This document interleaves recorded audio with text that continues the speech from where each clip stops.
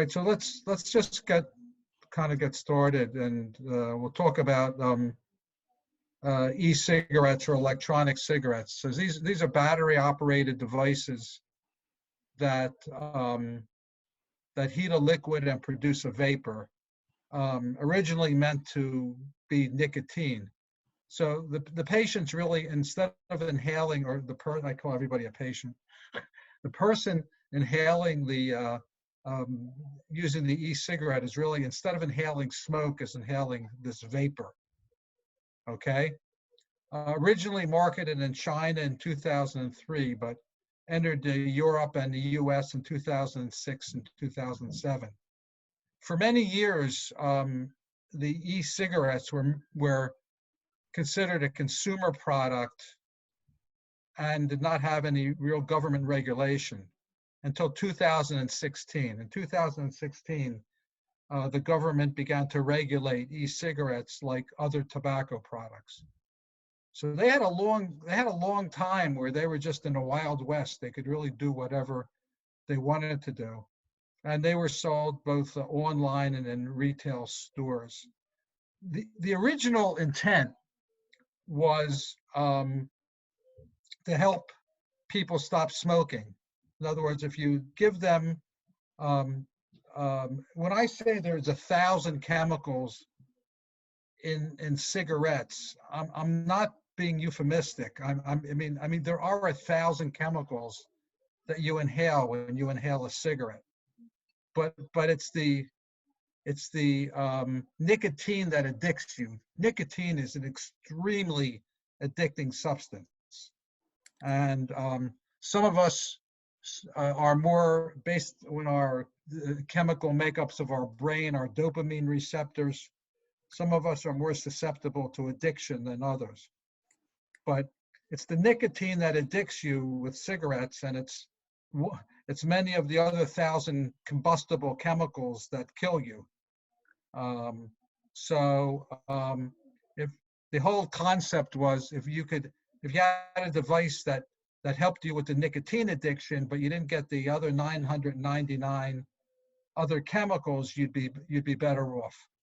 We still don't have total scientific proof of that theory, but it's probably partly true. So as of last year anyway, the smoking was down to about 14% of traditional cigarettes in the United States. That is very, very low. I think the high in the 1960s were like 38%. But 14% was a number that only like states like Colorado had, the very healthy states. But the use of traditional cigarettes was down to 14%. But with this use of electronic cigarettes, especially with kids, the fear was that we're now going to introduce nicotine again into the lives of young people, and now have another generation of nicotine addicted individuals. An e-cigarette is an ENDS, an electronic nicotine delivery system. The most effective nicotine delivery system in the world is what, guys? Cigarette. The cigarette. The cigarette is a brilliant, diabolical nicotine delivery system. Okay, and there's nothing better to get someone who's susceptible to be addicted to nicotine. So electronic cigarettes are an electronic nicotine delivery system. They consist of a cartridge. The cartridge, which contains a liquid, a battery, and an atomizer. And an atomizer is a vaporization chamber with a heating element. These were originally designed to resemble conventional cigarettes, but as I'll show you, there's been at least 4 generations of nicotine cigarettes. and they can generate a variety of aerosols, including nicotine, cannabis, cannabinoids, CBD, and other things which we don't even know whether they're there or not. So the evolution of the e-cigarette, the first e-cigarettes were meant to mimic cigarettes. So just so people would carry these around and they would feel like they had a cigarette in their hand, and they were discarded after one use. These were called cigalikes. The second generation of e-cigarettes were larger and had rechargeable batteries, and they had a switch on it. You get these things started by either hitting a switch or by puffing, and there was a switch here to regulate the length or the power of the delivery of the atomized solution. The third generation was similar to the second, but just gave you more bells and whistles. The fourth generation, I believe that's where we are now. The fourth generation are called pod-mod devices. They're becoming the ones that are popular with teens. They're rechargeable and replaceable cartridges that contain nicotine and other substitutes, including flavoring. I mean, you can get popular brand is Juul. You've all seen it advertised. They're small and actually easy to hide in the school setting. And they can deliver a very high concentration of nicotine without throat irritation. Yeah, or remember, the old TV shows and movies about the parents giving the kid the cigarette and the kid almost choking to death as a way of keeping them from smoking. But these are non-irritating. So e-cigarettes have a cartridge which contain a liquid. The liquid is referred to as e-juice or vape juice, which when heated produces a vapor. So again, it's not smoke, but it's the vapor that's inhaled. The nicotine concentrations run up to 36 milligrams per ml. The average nicotine content of an e-cigarette is somewhere between 20 and 24 milligrams per ml. Also contains a propylene glycol, which is a humectant, and the humectants are additives used to reduce loss of moisture. And also there's flavoring. Now this was become a big issue, and again, between about 2006 and 2007 and 2016, there's actually no regulation. So, we had candies and tutti frutti and watermelon flavorings, which obviously were aimed at kids. And there's just no other reason in the world why they would produce all of these flavored e-cigarettes, but they were aimed at children. And again, getting children addicted after we've gotten the tobacco level down to the lowest that it had ever been. Now another way of getting kids addicted. Not only was there nicotine and flavoring, but other compounds, and I think this is what a lot Dr. Sem is interested in. There's metal, there's tin and lead and nickel and chromium and arsenic and many, many other things that are also found. Not 1,000 things like are found in traditional cigarettes, but there are other substances that get aerosolized, especially when heated. There's also a lot of stuff. There's a lot of stuff that's illegal, and we just don't know and it's sold, on the black market. We just don't know what's in it. When you ask kids why they're using e-cigarettes, a good percentage of them, like 66%, are doing it for the flavoring, which is again another a black mark against the companies that gave these flavored e-cigarettes. Some of them, kids are doing it for the nicotine. If they're doing it for the nicotine, it means that they're already addicted to nicotine. And it depends, but if you say to me, how long does it take to get addicted to nicotine? It can be within days or weeks. And everybody's brain and everybody's dopamine receptors are different, but it could be between days and weeks that it takes to get a 14 or 15 or 16-year-old addicted to nicotine.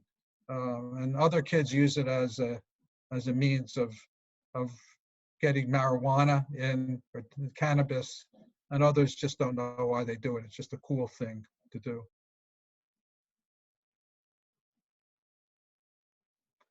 So what are the patterns of use today? So about 3% of adults, this is in the US, of adults use e-cigarettes. Okay, I think that's about 2.5 million. The highest use is in non-Hispanic white males, and that's who they're targeting as far as advertisement. Current cigarette smokers, in adults, current cigarette smokers are 9%, and former smokers are about 5.5%. So that means, to me anyway, that these people are using e-cigarettes to try to either cut down or to quit smoking. Okay, never smokers using e-cigarettes is about 1%, and it's hard to even know why they're doing that. The use of e-cigarettes in middle school and high school students has gone up astronomically in the past 10 years. In 2020, about 20% of high school students reported the use of e-cigarettes, which is actually down a little bit, maybe due to some bad publicity, which I'll talk to you about in a second. Adults are most likely to be daily users. And the adults are most likely to be daily users because they're using e-cigarettes and they're using vaping as a way of getting off of cigarettes. But there's also the daily use of e-cigarettes by high school students has been reported to 22%. I've looked this up in several places. That's the standard number that's being used. 20 to 22% of high school students are reported have used e-cigarettes, and 9 or 10% of middle school students. So the majority of adult users, not the kids, but the majority of adult users view e-cigarettes as a tool to quit conventional cigarettes and reduce the risk of tobacco-related illnesses later in their life. However, the majority of individuals who use e-cigarettes also use conventional cigarettes.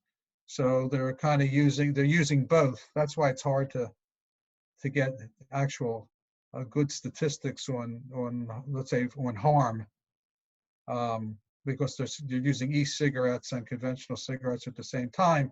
But it shows that they're using the e-cigarettes to try to cut down on their use of conventional cigarettes.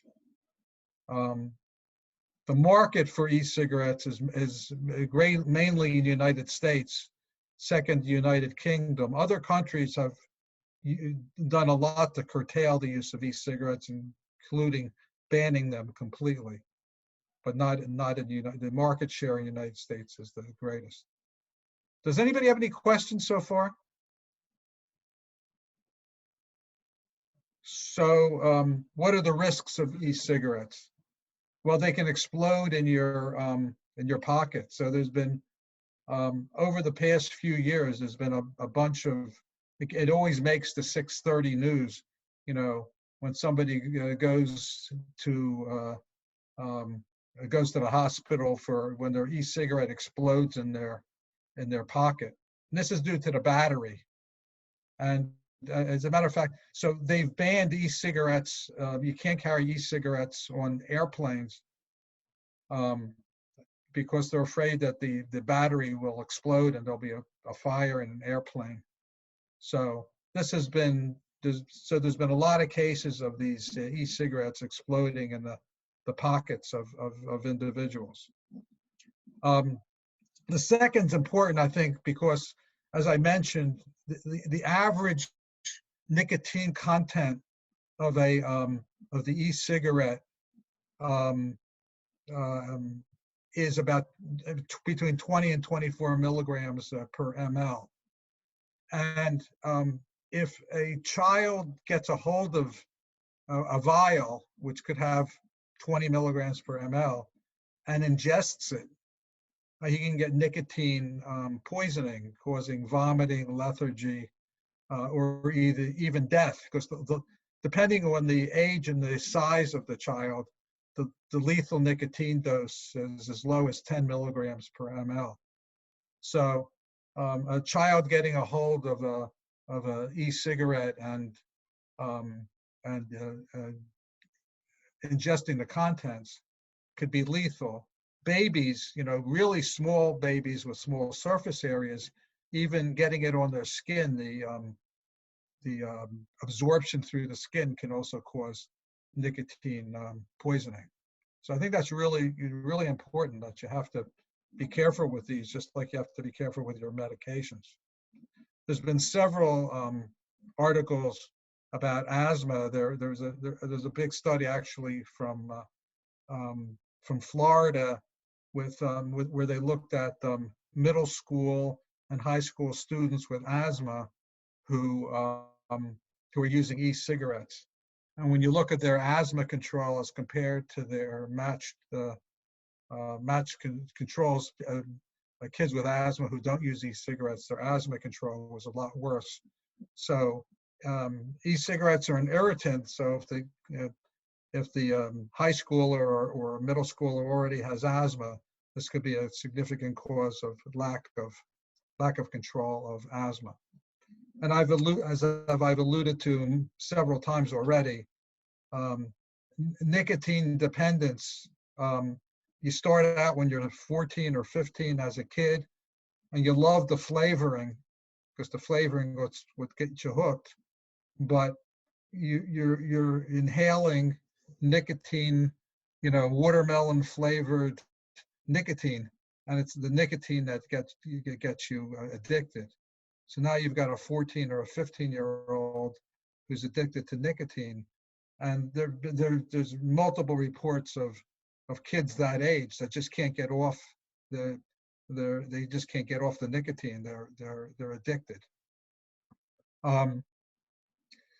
As I said before, my patients used to ask me, what are the risks? And we still don't know the long-term risks. We still don't know the long-term risks of nicotine, of e-cigarettes. Again, we think, since with a conventional cigarette, you're combusting and inhaling, 900, 1,000 carcinogens, and we think that it's safer, the e-cigarettes are safer, although the nicotine will still addict you. The studies showing the long-term risks of e-cigarettes are still not, we still do not have them. Maybe some of you will be at the forefront of this. The legitimate role of e-cigarettes really, if they have a role, should be in adults for smoking cessation. There was a study in the UK of 900 of abstinence rates in 900 smokers, and the quit rate in 1 year, which is used a lot in the tobacco literature. Well, the quit rate in 1 year does not mean you've quit cigarettes. It just means it's a quit rate in 1 year, because those patients, in 5 years, many of them have started smoking again. But the quit rate in 1 year in the UK, in this study, which is a fairly large study, was 18% in the e-cigarette group, and about half that in the nicotine replacement therapy group. So nicotine replacement therapy is when I see a patient nicotine replacement therapy, that means they're getting a patch, a nicotine patch, or nicotine gum, okay, or a nicotine inhaler. In other words, they're getting nicotine to try to um, let their brain be satisfied, their nicotine receptors in their brain be satisfied, yet not getting the other 1,000 carcinogens from combusting a cigarette. So nicotine replacement therapy is a legitimate, again, nicotine patch, nicotine gum, nicotine inhaler is a legitimate way of trying to get patients to quit smoking. And they're FDA. All these are FDA approved. These nicotine replacement substances are all FDA approved. Most of them you don't really need a prescription. You don't need a prescription for patch or gum. You do need it for an inhaler, and I don't really know why you need it for one and not the other. And the adults who are on nicotine are on e-cigarettes. Even though they're not smoking cigarettes, 80% of the group in the e-cigarettes were still on the e-cigarettes in a year. So although they've separated themselves from cigarettes, they haven't separated themselves from nicotine. Again, they're probably better off just with the nicotine than with the nicotine plus the other 1,000 carcinogens in a standard cigarette.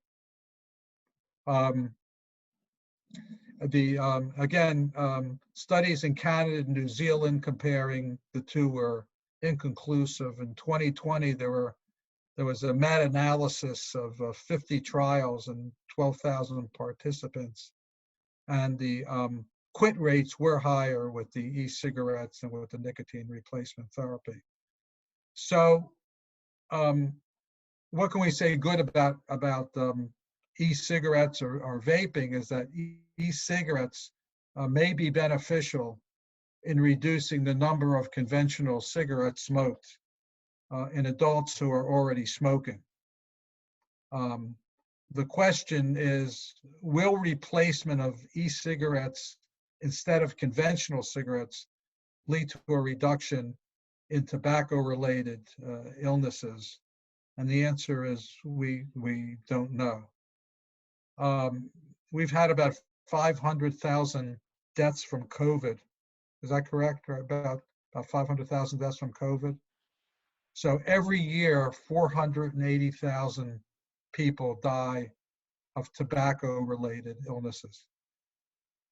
That's every year. So that includes lung cancer, COPD, which is bronchitis and emphysema, cardiovascular disease from smoking, esophageal cancer, bladder cancer. So we get that every year. Almost 500,000 people die every year from tobacco-related illnesses. So what are the long-term effects of e-cigarettes? The answer is we don't know. And I'm sure we will know in 10 years or 20 years, but we don't know right now. What are the effects of secondhand smoke or secondhand vapor, because it's not smoke? The answer is we don't know. So again, that's to be determined. It took us a long time to figure out the effects of secondhand smoke from cigarettes. So for the first part of my career, when I would shrug my shoulders if somebody asked me, if their husband or wife's smoking was affecting them. And there's no question now, that secondhand smoke can cause lung cancer. Secondhand smoke can cause COPD, which is chronic bronchitis and emphysema. It can certainly exacerbate asthma. So there's primary smoking, which is you smoke a cigarette and inhale the contents. There's secondary smoking, which is the person next to you that is in your exhaled tobacco mist gets the smoke. There's third hand tobacco exposure. Anybody know what third hand tobacco exposure is? First hand, you're smoking. Second hand, it's the guy next to you. Third hand, it gets into the environment and the walls. Oh. So I have to tell you that my just a personal story, that my wife's parents, my father-in-law smoked. Wonderful guy, World War II veteran, was in the Pacific. But he smoked 3 to 4 packs of cigarettes per day. Wow. And his mother probably smoked 3/4 of a pack of cigarettes per day. And when we went to sell their house, which they had lived in for like 30 years, the walls were permeated with tobacco. They were yellow and permeated with tobacco, and the pictures on the walls were yellow from tobacco. So that from the smoke. Yeah. So that's third hand smoke. It kind of sticks in the environment. Okay, how dangerous is that? I don't know. It's like tar almost, right? Yeah, and there's fourth, and now there's a fourth hand. You know what that is? This just came up. Fourth hand is butts, cigarette butts in the environment. Oh. Yeah, supposedly there's like 6 trillion cigarette butts that get thrown into the environment, that get ingested by animals and get dumped into the ocean. And so there's actually 4 there's 4 levels of tobacco smoke, tobacco smoke. But again, the question is, what are the secondhand? So secondhand cigarette smoke, can it cause lung cancer? Yes.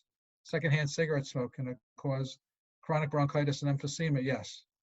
But what the effects of secondhand exposure to vapor from e-cigarettes? The answer is we don't know yet. So we will.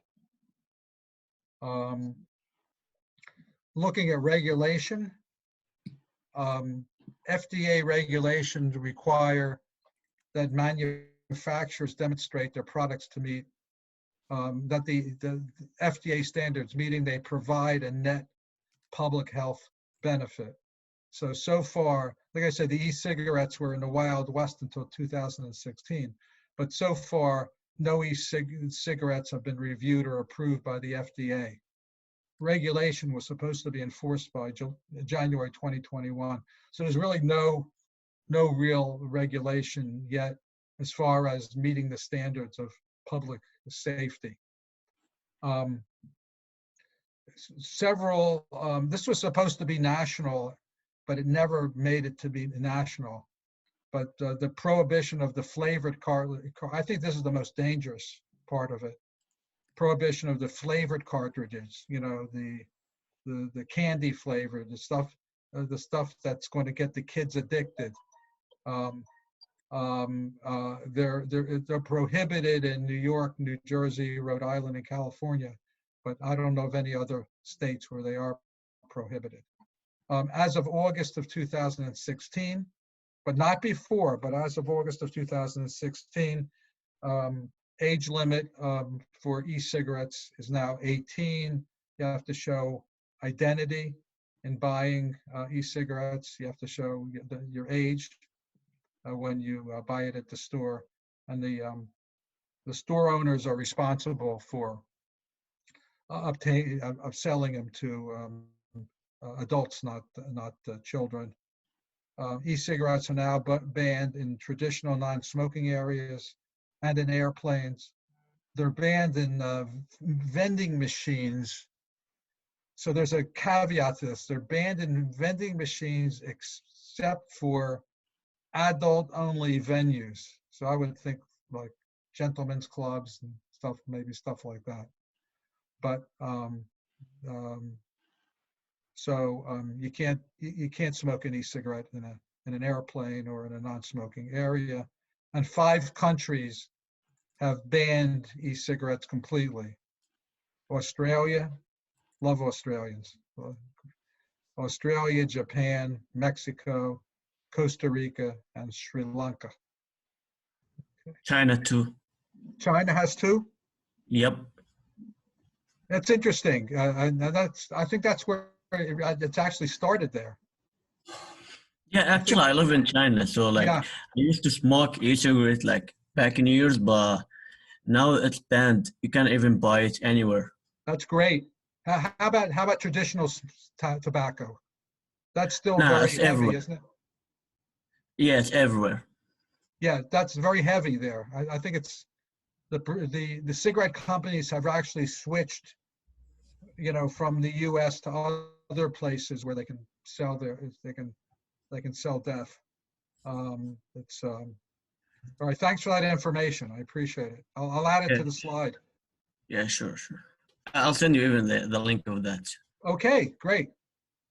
It's pretty cool. Okay, so this is another thing that became that I became interested in 2019.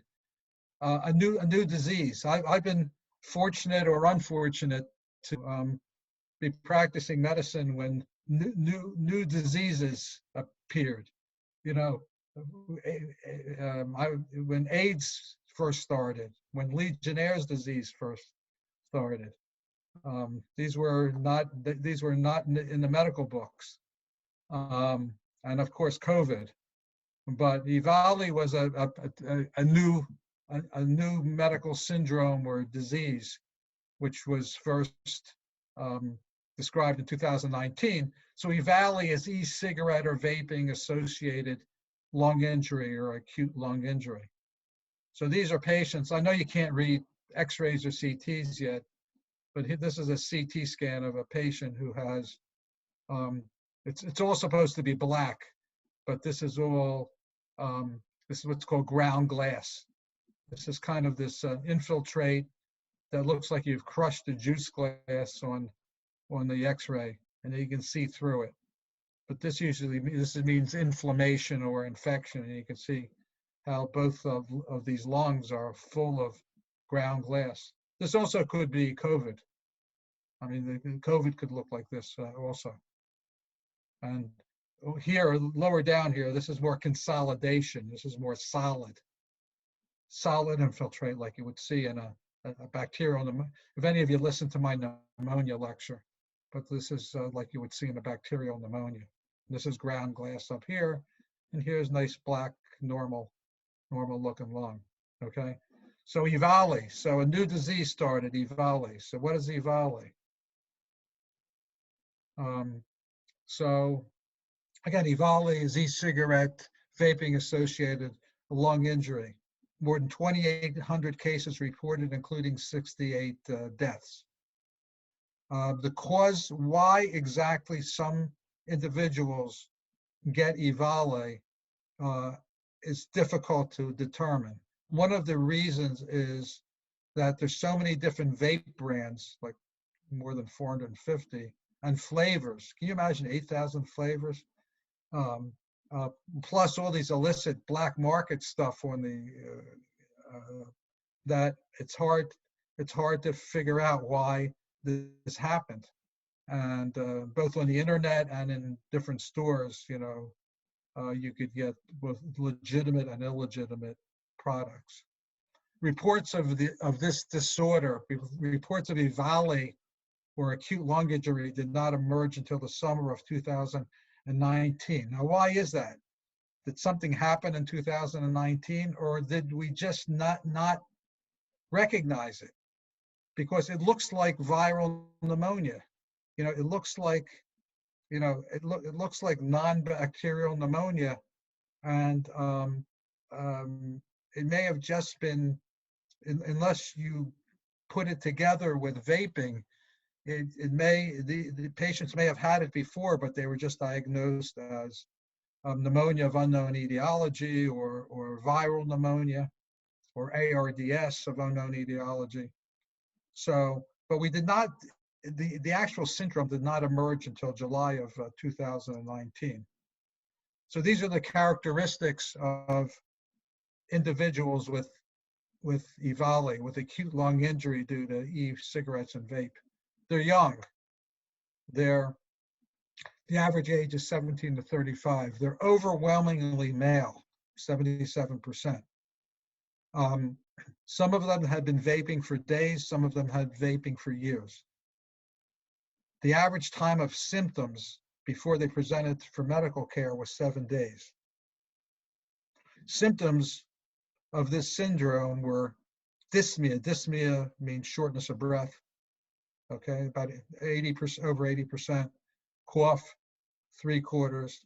Constitutional symptoms. When we say somebody has constitutional symptoms, it means they just don't feel good. They feel weak and no appetite and have some fever. It's kind of like somebody coming on with a flu or a virus. That's what we mean by constitutional symptoms. About 60% of them had GI symptoms, and about 10% of them had hemoptysis. What's hemoptysis? Anybody know? Coughing up of blood. Oh, I was muted. Sorry. Yeah, hemoptysis is coughing up of blood, about 10%. Okay. So what caused these individuals, out of the millions of people who vape, what caused these individuals to develop, this acute lung injury? And again, we don't know, but in these people who presented, about 90% of them were vaping cannabis. About 7%, 70% were vaping nicotine, and about 8% were vaping CBD oil. Oh. I know Dr. Seam is very interested in this subject. So, Sorry to interrupt you. What is the cannabidol? The one that 8%. it's a part. It's like a small part of the cannabis. It's like a 10%. It's a chemical that's about 10% of the marijuana that you buy. Not that you buy, but they can extract this out and legally sell. They have CBD oils. If you go to the store, just like any regular store, they sell CBD oils. They extract a small amount from the plant. It's not addicting, or it doesn't make you high, but it's supposed to have some therapeutic value as far as pain control. Some people use it for like fibromyalgia, chronic pain, arthritis pain, that stuff like that. So just next time if you're allowed to get, next time you go into a store, you can look, you can have these CBD oils. Yeah, I actually have that in this lip balm. I don't know if It's you in can the lip. see it. It's in the lip balm. Yeah, it's like you probably can't see it, but there's 30 milligrams of CBD. Okay. I don't know if it does anything. What's it supposed to do in the lip? I have balm? no idea. Okay. Someone gave it to me as a gift. Okay, good. Does it get you high? No. No. Fortunately, no. Okay. So of these individuals, okay, who presented with EVALI, 95% required hospitalization, 27% required intubation. That means that they were in an ICU and had a breathing tube inserted into their windpipe, into their trachea. Okay, that's when they're talking about what's going on now with virus, about patients that are intubated. These are people who actually have a breathing tube put into their trachea and then are hooked up to a ventilator. So about a quarter of these people required intubation. I'll be happy to, and 10 patients, it's not 10%, but 10 patients required ECMO, which is extracorporeal membrane oxygenation. They needed to be on a heart-lung machine, that their blood need to be directed outside of the body in order to be oxygenated and to have carbon dioxide removed. This is used, ECMO is used in extreme forms of respiratory failure.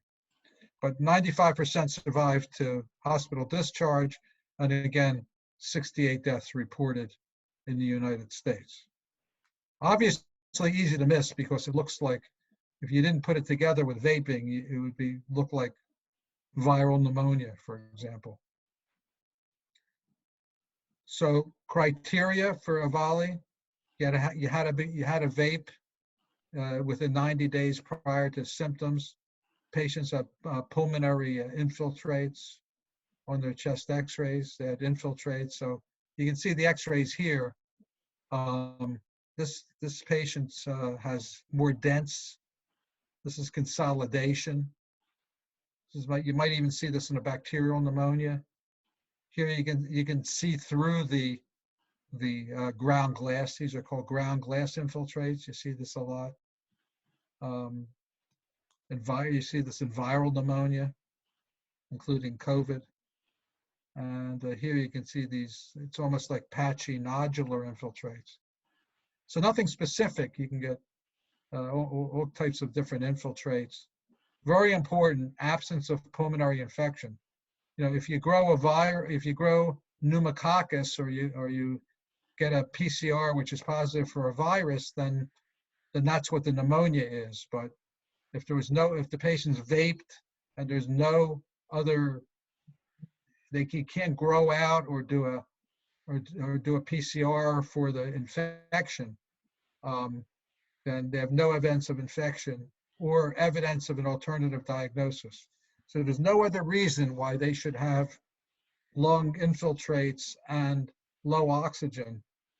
And they vaped, then they can be called EVALI. And again, the pathology, there are a few people who had bronchoscopic biopsies and a few people who had open biopsies. The pathology was very non-specific. I don't want to go into what the DAD is, diffuse alveolar damage or organizing pneumonia, but you can see these in a lot of different types of illnesses. So very, very non-specific. And if you do a bronchoscopy and get lavage, which is called BAL, bronchoalveolar lavage, if you do a bronchoscopy and get lavage fluid, again, some of these cases, they saw some blood. DAH is diffuse alveolar hemorrhage. Lipid-laden macrophages. These are macrophages in the lungs, cells with fat. And but again, nothing specific. Any questions? So you couldn't look at a biopsy or a bronchoscopy and say, oh, this is EVALI. You had to kind of put it together with this constellation of vaping, infiltrates, and no infection. Okay. The management for EVALI, supportive care. Supportive care means just support the patient. If they need fluids, give them fluids. If they need oxygen, give them oxygen. Steroids were used in most of these patients because we use steroids frequently as physicians. We use steroids when we don't know what else to do. So, and if we have inflamed lungs, it's the same thing with COVID. Although they were using steroids, then they stopped using steroids, and then they have a study now showing that if a patient requires high concentrations of oxygen, that they actually will improve with steroids. But if they have early COVID and don't have an oxygen requirement, they actually do worse. So, but steroids are in the patients who got steroids, even though there's no studies, they seem to do better. Antibiotics don't seem to have a role, although some patients who develop respiratory failure for other reasons get secondary infections. So you could get, after 3 days on a respirator with EVALI, which is non-infectious, you could pick up a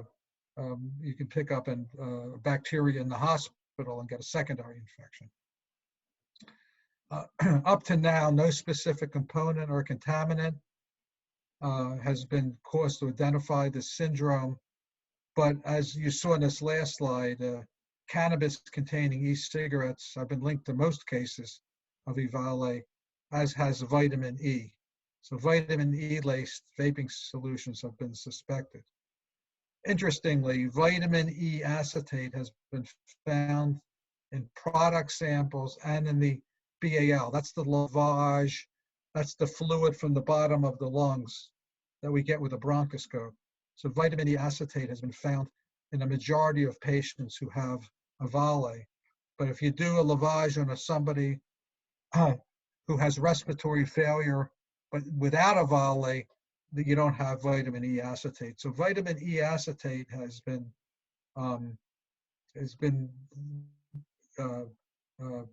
marked as one of the potential culprits. Although, we don't, again, a lot of these were sold black market, and we don't really know what's in many of these products. So, conclusions that e-cigarettes are electronic devices that deliver a vape, which has nicotine plus other potential substances, which are vaporized with a heating element. Certainly not as many substances as with a standard cigarette. The main components of e-cigarettes are a nicotine, propylene glycol, and flavorings, but other products are inserted both legally and illegally, including cannabis. Over the past decade, they've been around now since 2006, 2007. They weren't regulated until 2016. Over the past decade, the e-cigarette use is declining in adults, but increasing. This is the tragic part, increasing in middle and high school students. So the adult e-cigarette users of today are mainly using e-cigarettes to quit or cut down on conventional cigarettes. The kids are using it for flavoring, cannabis, or who knows what. Many of them don't even know why they're doing it. That would maybe be a question that some of you want to ask. Why are you doing it? How did you get started? And then the addiction, how many of you are really addicted to this? Adverse effects of e-cigarettes are related to exposure to nicotine as well as other vapor components. We don't have any long-term data. If you ask me what's the risk of lung cancer from e-cigarettes, the answer is, I don't know. It's probably a lot less than conventional cigarettes, but I can't give you an answer based on data. Since 2019, there have been over 2,800 cases of acute lung injury due to vaping called EVALE. Nicotine and vitamin E acetate, as well as cannabis, have been implicated. Illicit cartridges may also be contributing. Causes of EVALE are really declining. Interestingly, maybe it's just because of COVID, declining since 2019. Maybe people are people aren't paying any attention because of COVID, or maybe people are smoking less. Smoking is a significant risk factor for COVID. So maybe people are smoking less due to COVID. Physicians, clinicians, not only physicians, but clinicians who see patients, nurse practitioners, physicians' assistants who see patients should encourage patients who want to stop smoking to use FDA approved means of quit smoking, like nicotine replacement therapy. But they shouldn't discourage e-cigarettes. If someone says, I've tried everything else and I think I'm doing better on e-cigarettes, they shouldn't discourage it. But you should inform patients that there's no long-term safety data and there's no long-term efficacy data on e-cigarettes. My main concern, I think it might be helpful in adults who have been smoking for 20, 30, 40 years to get them off standard cigarettes. My concern is that, after all this time that it took us to get the smoking rate down to 14%, now we have a whole new generation addicted, that's going to be addicted to nicotine through e-cigarettes. And certainly recreational use of e-cigarettes should be strongly condemned. The regulation of e-cigarettes varies greatly among cities, states, and countries. And we'll add China to our list of banned. Okay, well that's it. And any question? Tim, any questions? Yeah. Thank you, by the way, Tim, thank you for getting this all together. Oh yeah, no problem. Yeah, it was like Min and Casey, Charlotte. They did a lot of it. Well, I thank all of you. I thank all of you. With the vitamin E, the vitamin E acetate, do you think that's because of like the multiple aromatic rings in it that could cause problems? Don't know if vitamin E is a problem, and I don't know why it's a problem, but it shouldn't be in the bottom of your lungs. It seems to be consistent. Yeah, you would have to do a bench research, or look up the effect of vitamin E. I think this does exist, Tim. The effect of vitamin E on the lung, or on other parts of the body in itself. I know it's used topically. It's used very, very often, but I don't know the reason. But vitamin E is a part of the lavage fluid, and it's been taken out of a lot of the cartridges, the e-cigarette cartridges, if there's vitamin E in it. Because of the studies done on it? I think that's something you have to look up. Yeah, actually I'm searching it now. Yeah. Any other questions?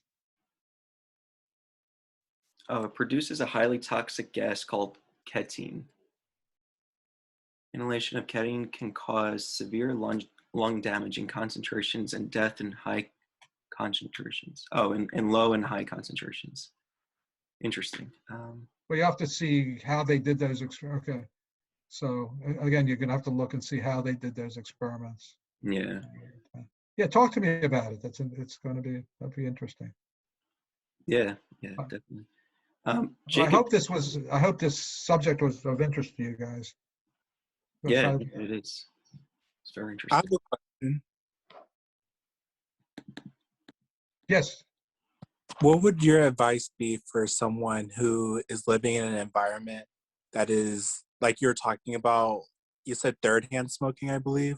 Like, what would your advice be for someone who's like in an environment that's just, they can really do nothing but just breathe in the air? Like, is there any mask or anything that you would like advise? No, there isn't. So the third hand is just, it's in the kind of the dry, it's in the dry wall. If the second hand smoke, is people are smoking, in your environment.